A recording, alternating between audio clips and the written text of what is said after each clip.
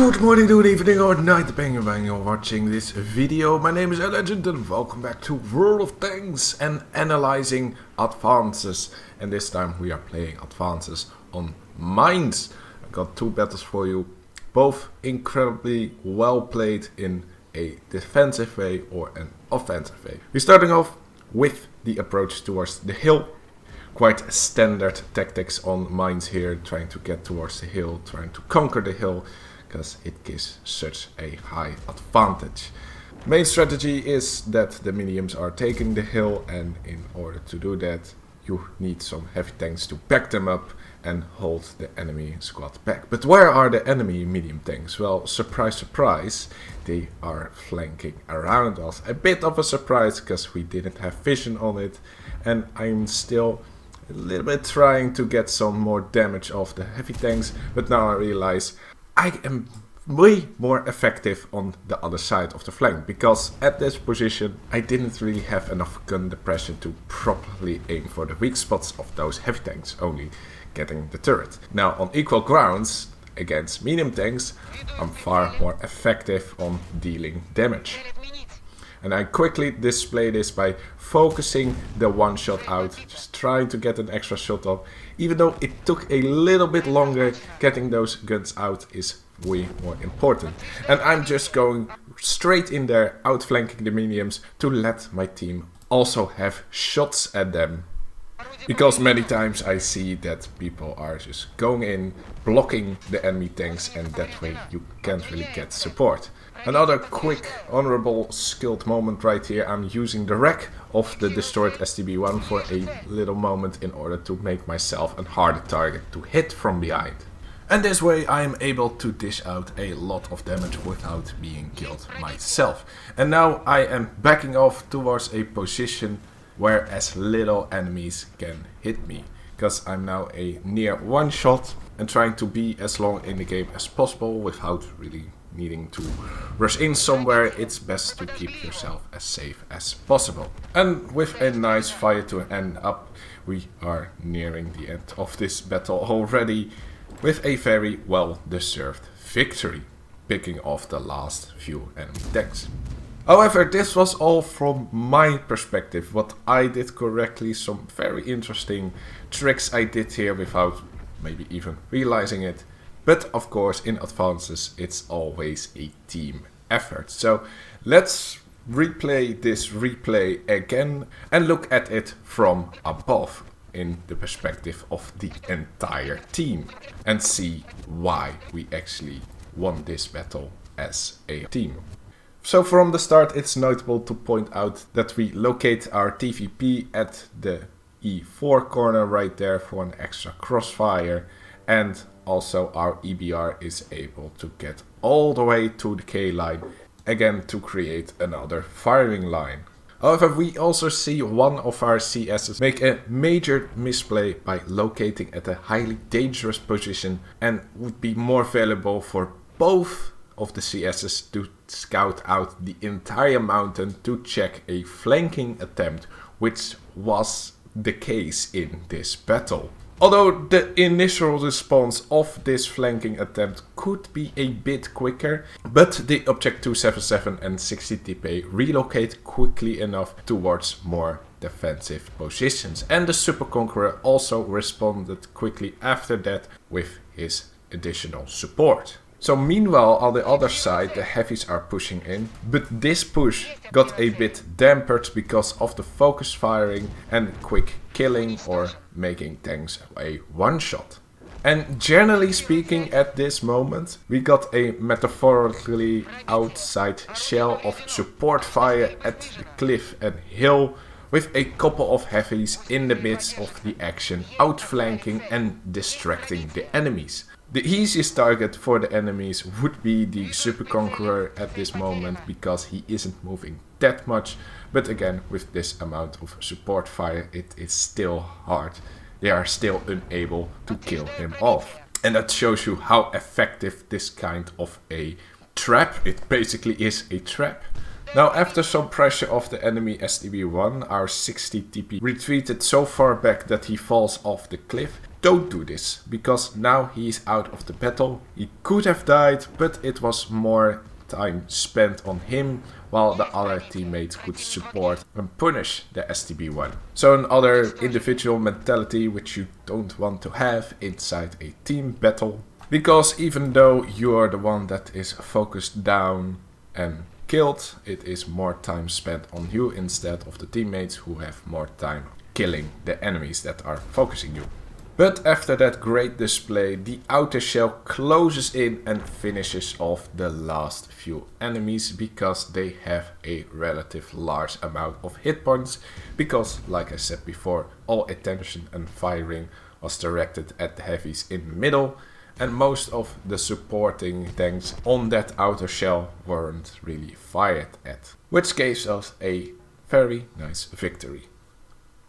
So we have seen how to do a defensive play, how to lure the enemies inside a trap with a few baits in the middle and a huge amount of support fire in some kind of an outer shell, always having multiple lines of fire at the enemy tanks. But now we are trying to be more offensive ourselves, because the enemies are now not fully committed in a flanking attempt to surprise us. Of course, we are just dipping our toes in the water and not fully diving in before we try to commit. We're trying to read the situation beforehand, and already I'm starting to turn, because once again I expected a push due to the amount of enemies located at G6 and G7. However, they don't really commit that far, and when I'm only seeing them push a little bit through, I'm already convinced enough to go there to support my team the best. So first dealing with the T110 E3 right here, just aiming for his lower plate, don't really know what he is doing, just committing alone, don't really understand what the point was of him pushing alone. And right here I am trying to figure out if the chieftain is aiming at me. I actually see the outline of the tank, and in that outline I noticed that he is not aiming for me, so that means I got a free shot into his tank. Right after I do take a shot, well actually multiple, in order to get one shot off. So I also now finishing off the one shot, even though I expect another hit from the chieftain.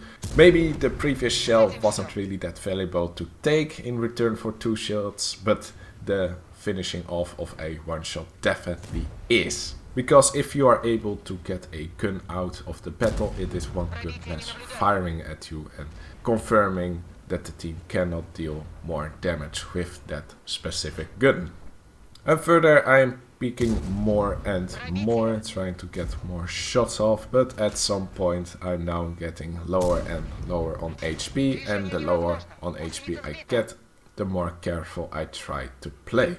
But during that time my team arrives with a great amount of numbers, and we are easily finishing them off, turning this battle in a quite of a ruffle stomp of 15-1 with this more offensive strategy. So once again, not really that much noticeable this time for me individually. Again, a few tips and tricks, but of course, how did we achieve the 15-1 victory as an entire team? So we're trying to do the same tactic as the previous battle, only this time it is executed a bit better. The CSs are going towards the correct position, spotting even. The EBR is also trying to go to the K line once again, however now he is getting blocked by some enemy tanks and he is under more pressure, but stays in the best position to receive support if he gets rushed. And later on, some enemies actually engage into a fight against the EBR, that CS in particularly, but he quickly gets shot down by the support a little bit behind the EBR. And during this time, with our presence completely on the hill, we are able to wither down the enemies with crossfires from multiple locations. On the hill itself, near the entry of the hill, and from the island, we are able to wither more and more HP down, while our HP in total stays relatively high, with little shots that the enemies are able to damage us with.